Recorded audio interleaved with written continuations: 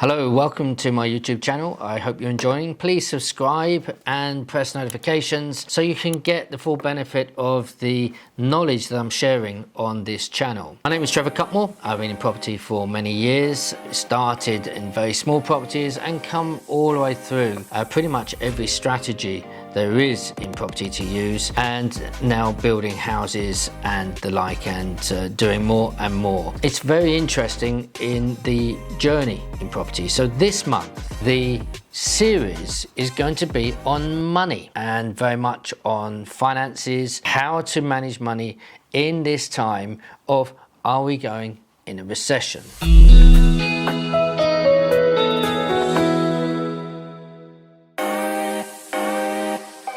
It's a good question. We're seeing the commentators talking about the inflation and where we are. Is it going up? Is it coming down? Each day I'm hearing different things. Is it 10.1? Is it back to 9.9? That is a significant difference. It changes and changes. Some people say we're going to see 14% inflation next year. Some people say that we've hit the top and we're coming back down. With uncertainty, we need to manage our property and our money, especially, in the right way. Now, hindsight is always a very useful thing to use, and many of us in our lives, especially around money, would have done better with hindsight. So how do we use hindsight to protect ourselves going forward? This is not the first time that this country in the economy has been at this level of inflation. I can tell you, when I was a young man, interest rates went up to 17%. Could you imagine what your mortgage would be if it was at 17%? In Brazil at the minute, the interest rate is 69.5% on interest rates on mortgages. So a friend of mine said, Trevor, he said, if that was here, my mortgage would be £20,000 a month. It's a difficult time.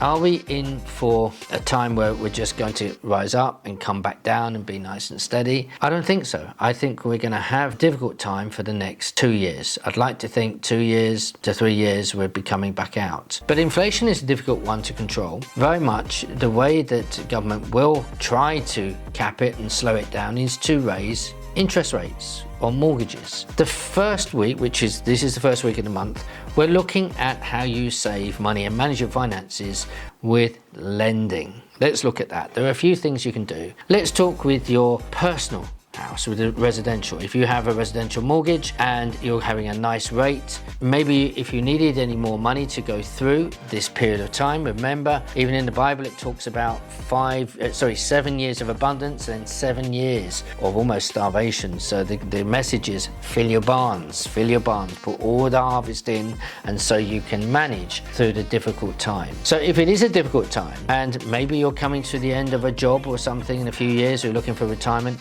it would be wise to maybe withdraw a little bit of capital out from your personal house before the interest rates start to go too high. So if you're in a position, that's one thing. Secondly, if you're thinking of moving in the next few years, that could be a good thing too. Remember, house prices are still high. Will they come down? If they do start to move down, then your high price will move down as well. So could it be a good time to sell? It could be, if that's what you want to do. But let's look at the lending. The lending is very important. And this is where you're looking at your lending for your portfolio. So where you've got properties which you have as investment properties, it's important to think, what do I do with those mortgages? If they're in a product already, then you need to talk to your mortgage broker and have a chat and say, what can I do if it's still a year or two to the end of that product? Can you do something with the lender, the existing lender, extend that product for you? Or are you going to be stuck until you come out and it goes on variable rate? And let me give you some terrible news, I'm sorry to say, but some lenders have already said that when people are coming out of their fixed rate on buy-to-let products, and we're not even talking HMOs, that's another one as well, but your standard single-let buy-to-let product,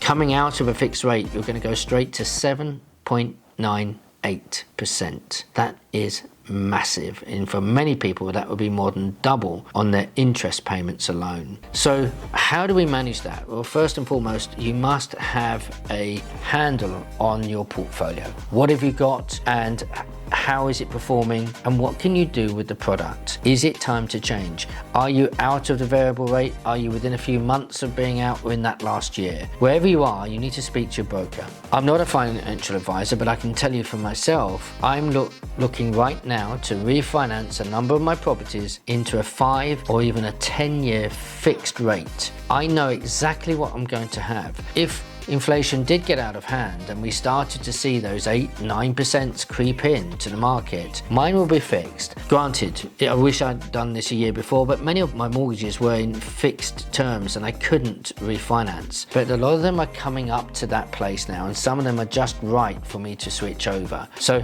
my mortgage rates will be slightly higher than I wanted, and they may even be slightly higher than what they are now, but I'm fixing them for 5 to 10 years.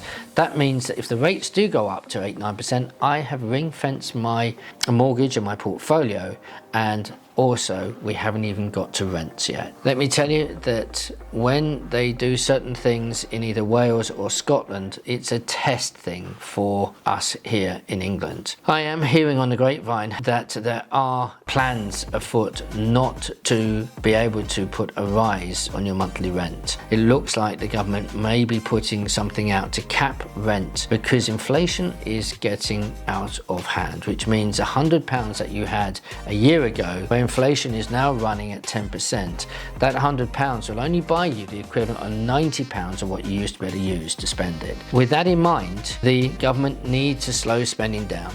And one of those things they're thinking of capping the rent that you charge. So before that comes in, assess your properties. Do they need to be increased? Especially on HMOs, because your finance has been, the running of it is more expensive purely because of energy costs.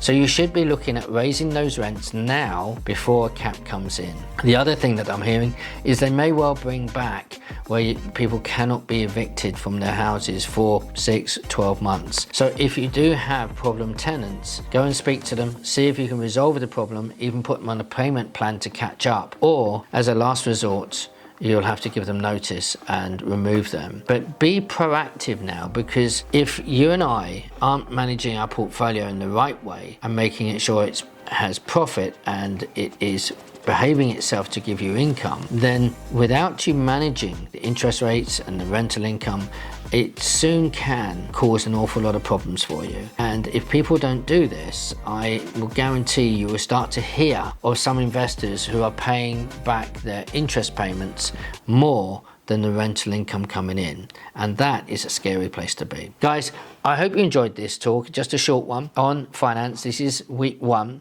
I'm going to carry on looking at finance as we go through this month each Wednesday.